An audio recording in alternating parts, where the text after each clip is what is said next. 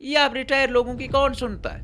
وہ کہہ رہے تھے ریٹائر ججوں کو جو ہے نا چائے پارٹی پہ بھی کوئی نہیں بلاتا، آپ لوگوں ان کو سربراہ وہ کر رہے ہو، وہ پھر انٹیلیجنس والوں سے پوچھ گچھ کریں گے کہ ہماری جو اشرافیہ ہے، ہماری جو سیاسی قیادت ہے، یہ چاہتے نہیں ہیں ایسے مسئلے حل ہوں، یا ہماری جو طاقتور حلقے ہیں یا جو اٹھانے والے ہیں وہ یہ نہیں چاہتے کہ مسئلہ حل ہو، وہ چاہتے ہیں یہ ایسا ہی رہے، ہمیشہ کمزور بندہ بٹھاؤ، پھر اپنے مطابق جو کرتے رہو، آپ سے کوئی پوچھ نہیں سکتا۔ آپ لوگوں کو اٹھانا تو بہت دور کی بات ہے، وہ لے جائیں بڑے پروٹوکول میں رکھیں، چائے شائے آپ کو پلائیں، صرف ان کے جو ٹارچر سیل ہیں نا وہ آپ دیکھو تو آپ 5 گھنٹے تو آپ لوگوں کی نفسیات میں وہی چیز رہتی ہے۔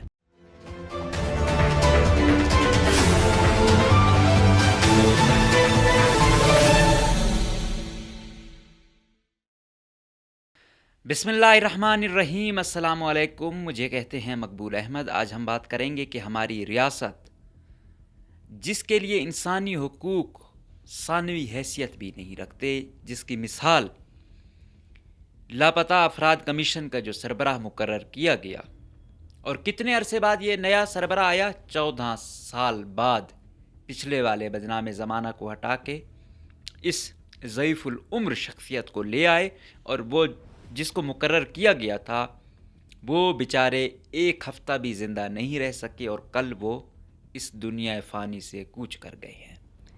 تو سب سے پہلے اس پر یہ خبر آپ کو بتاؤں کہ حکومت نے جسٹس ریٹائر فقیر محمد کھوکر کو لاپتہ افراد کمیشن کا سربراہ مقرر کر دیا تھا۔ جسٹس امین الدین خان کی سربراہی میں آئینی بینچ نے لاپتہ افراد کیس کی سماعت کی۔ دوران سماعت ایڈیشنل اٹارنی جنرل نے عدالت کو بتایا کہ حکومت نے جسٹس ریٹائر جاوید اقبال کی جگہ کمیشن کا نیا سربراہ لگا دیا۔ اس سے پہلے مطلب جب سے یہ کمیشن بنا، جسٹس جاوید اقبال کب سے اب تک بیٹھا ہوا تھا، نیب کا چیئرمین بھی بنا تو وہ یہاں پر تھا۔ دوران سماعت جسٹس محمد علی مظہر نے ریمارکس میں کہا کہ لاپتہ افراد ٹریبیونل کے لیے تو قانون سازی کرنا پڑے گی، جس پر ایڈیشنل اٹارنی جنرل نے عدالت کو بتایا کہ قانون سازی کے لیے کابینہ کمیٹی کام کر رہی ہے۔ جسٹس محمد علی مظہر نے استفسار کیا کہ کتنے عرصے میں قانون سازی کا عمل مکمل ہوگا، مطلب کب ہوگا؟ یہ ڈرامہ، یہ آئینی سپریم کورٹ ہے، یہ غیر آئینی ہے، وہ ڈرامہ تو چل ہی رہا تھا۔ اب یہ کہہ رہے تھے اب لاپتہ افراد کا کوئی الگ سے وہ کرنا پڑے گا، تو جہاں یہ آئینی غیر آئینی ہے، اگر یہ کوئی بینچ بنتا ہے، کوئی ضمیر والے جج آتے ہیں اور کوئی بینچ بنتا ہے تو یہ تو بڑی خوشائند بات ہے۔ جسٹس جمال خان مندوخیل نے ریمارکس میں کہا کہ قانون تو پہلے سے موجود ہے، کسی کو لاپتہ کرنا جرم ہے، کسی نے جرم کیا ہے تو ٹرائل کریں، جرم نہیں کیا تو اس کو چھوڑیں۔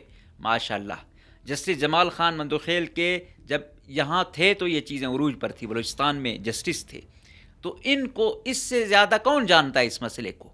اور سب سے زیادہ مسئلہ تو بلوچستان میں ہے یا وزیرستان میں ہے، اور وہ بھی کہہ رہے ہیں کہ یا چھوڑ دیں۔ کون چھوڑ دے بھائی؟ جو لاپتہ وہ ہے ان کو کس نے پکڑنا ہے؟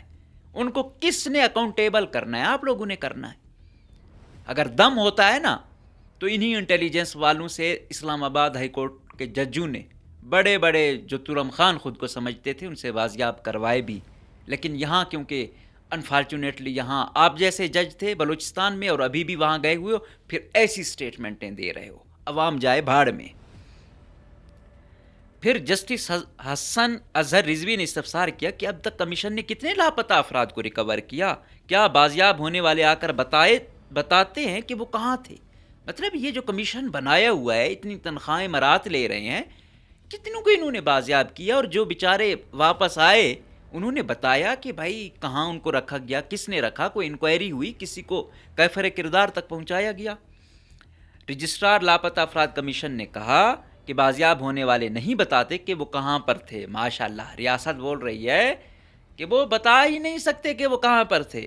اس پر جسٹس مسرت ہلالی نے ریمارکس میں کہا کہ لاپتہ افراد کمیشن قانون سازی کرے۔ جسٹس جمال خان مندوخیل نے کہا کہ ہم امید ہی کر سکتے ہیں کہ مسئلے کو حل کیا جائے گا، پارلیمنٹ کو قانون سازی کا نہیں کہہ سکتے۔ ماشاءاللہ، امید یہ کر سکتے ہیں، جج ہیں، کہہ نہیں سکتے۔ خیر، جہاں دینے ہوتی ہیں، جہاں پہ زور آوری کرنا ہوتی ہے وہاں ہو جاتی ہے، جہاں پہ انسانی حقوق کے مسئلے ہوں تو تمام جو ہے نا، اور یہ فارم 47 والی اسمبلی آپ لوگوں کے لیے بڑی ہی مایہ ناز بن گئی ہے، سب کو پتہ ہے کون کیسے آیا ہے، لیکن جب جج بھی ایسی باتیں کریں تو پھر باقیوں سے آپ کیا گلے شکوے کرتے ہو؟ تو تھوڑی نظر ڈالتے ہیں لاپتہ افراد کمیشن کے بیک گراؤنڈ پہ کہ کتنی تنخواہ مرات ان کو ملتی تھیں۔ لاپتہ افراد کمیشن کے سربراہ جسٹس ریٹائرڈ جاوید اقبال ماہانہ 6,74,000 روپے تنخواہ لیتے ہیں۔ یہ جنوری 9، 2024 مطلب پچھلے سال کی خبر ہے۔ اسلام آباد میں لاپتہ افراد کمیشن نے سپریم کورٹ آف پاکستان کے حکم پر گمشدگی کیسز کی رپورٹ اٹارنی جنرل کو جمع کرا دی، جس میں بتایا گیا ہے کہ کمیشن کے سربراہ جسٹس ریٹائر جاوید اقبال 6,74,000 ماہانہ تنخواہ لیتے ہیں۔ ڈان نیوز کے مطابق لاپتہ افراد کمیشن کی جانب سے جمع کرائی گئی رپورٹ میں بتایا ہے کہ شہریوں کے لاپتہ ہونے کے سب سے زیادہ کیسز خیبر پختونخوا سے رپورٹ ہوئے۔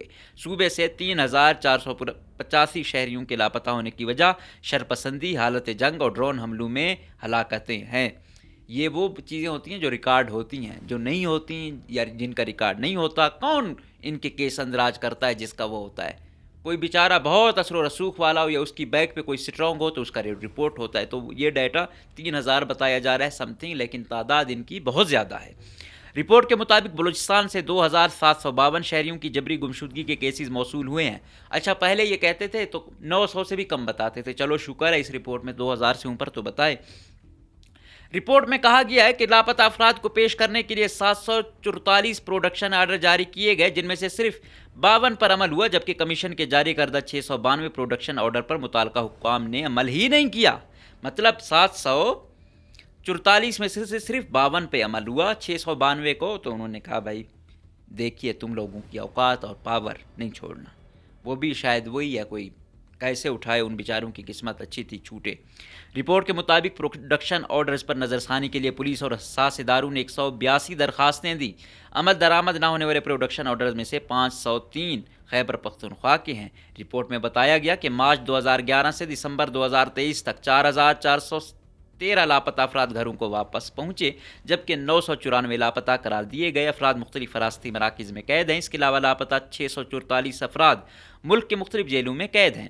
کمیشن رپورٹ کے مطابق مارچ 2011 سے دسمبر 2023 تک 261 لاپتہ افراد کی لاشیں ملی ہیں۔ اس میں کہا گیا ہے کہ کمیشن نے 1,477 کیسز کو جبری گمشدگی قرار نہ دیتے ہوئے خارج کر دیا۔ خارج کیے گئے کیسز اغوا برائے تاوان، ذاتی اناد یا از خود روپوش ہونے کے تھے۔ رپورٹ کے مطابق کمیشن میں پنجاب کے 260، سندھ کے 163 اور خیبر پختونخوا کے 1,336 کیسز زیر التوا ہیں۔ لاپتہ افراد کمیشن میں بلوچستان کے 468 اور اسلام آباد کے 55 کیسز زیر التوا ہیں، جبکہ آزاد کشمیر کے بھی 15 کیسز زیر التوا ہیں۔ رپورٹ کے مطابق لاپتہ افراد کمیشن میں مجموعی طور پر 35 افسران و ملازمین تعینات ہیں، جن کی ماہانہ تنخواہیں 15 لاکھ سے زائد ہے۔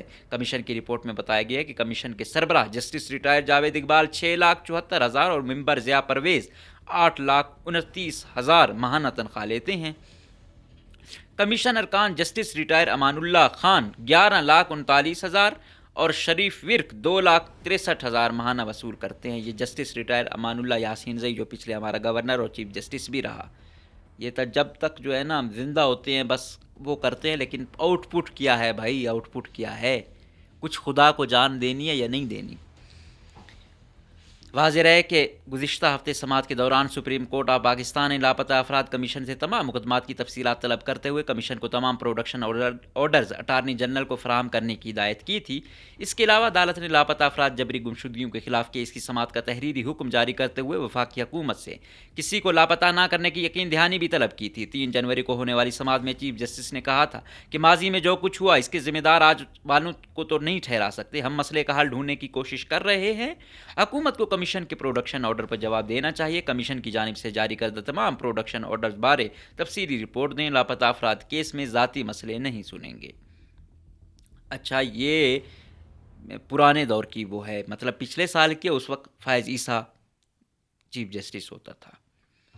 آپ اندازہ لگا لیں کہ 14 سال بعد جاوید اقبال کو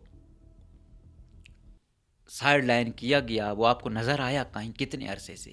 نہیں نظر آیا، جس کو سربراہ بنایا ہوا تھا۔ لیکن لاپتہ افراد کے مسئلے کہاں پہنچ چکے تھے؟ پہلے شاید یہ وزیرستان اور بلوچستان تک تھے، اب یہ کشمیر میں پہنچ چکے ہیں، پنجاب میں ہیں، سندھ میں ہیں۔ تو یہ وہ مسئلے ہیں، بہت سارے ہمارے اختلاف ہو سکتے ہیں، لیکن یہ جو جرم ہے اس کے خلاف ہم نے متحد ہونا ہوگا، چاہے کوئی بھی ہو، چاہے ہمارے مخالف بھی اٹھایا جائے، ہم ضرور اس پر آواز اٹھائیں، کہ قانونی طریقے سے اس کو پھانسی تک لے جائیں، لیکن یہ کوئی طریقہ کار نہیں ہے۔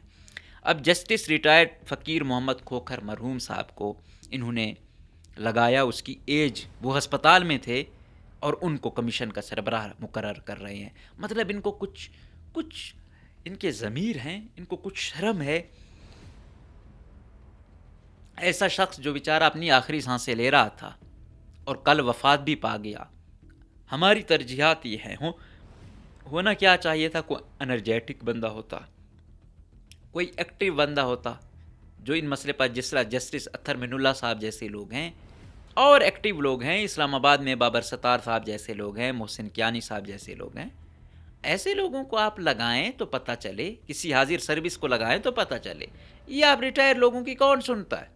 وہ کہہ رہے تھے ریٹائر ججوں کو جو ہے نا چائے پارٹی پہ بھی کوئی نہیں بلاتا، آپ لوگوں ان کو سربراہ وہ کر رہے ہو، وہ پھر انٹیلیجنس والوں سے پوچھ گچھ کریں گے، غضب خدا کا۔ لیکن اس سے ایک چیز ظاہر ہے کہ ہماری جو اشرافیہ ہے، ہماری جو سیاسی قیادت ہے، یہ چاہتے نہیں ہیں ایسے مسئلے حل ہوں، یا ہماری جو طاقتور حلقے ہیں یا جو اٹھانے والے ہیں وہ یہ نہیں چاہتے کہ مسئلہ حل ہو، وہ چاہتے ہیں یہ ایسا ہی رہے، ہمیشہ کمزور بندہ بٹھاؤ، پھر اپنے مطابق جو کرتے رہو، آپ سے کوئی پوچھ نہیں سکتا۔ ورنہ یہی اس لاپتہ بڑوں کو اٹھایا، اسلام آباد ہائی کورٹ حرکت میں آئی، جب انٹیلیجنس والوں کے انہوں نے کہا کہ پیش ہوں اور رپورٹ دیں، تب وہ بازیاب ہو گئے۔ لیکن کس انداز میں بازیاب ہوئے؟ آپ نے وہ انتظار حسین پنجوتا کو یا دوسروں کے دیکھا؟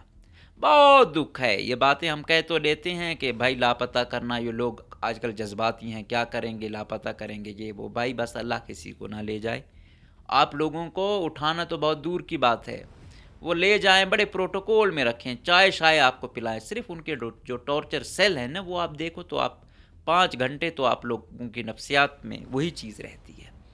تو اللہ انسانوں کو تو کیا، جانوروں کو بھی ان ٹارچر سیلوں سے بچائے، اور ان سے بھی یہی گزارش ہے کہ آپ عوام کو اپنی عوام سمجھیں۔ ہم یہ نہیں کہتے کہ آپ جن کو اٹھاتے ہیں وہ تمام کے تمام مظلوم ہیں،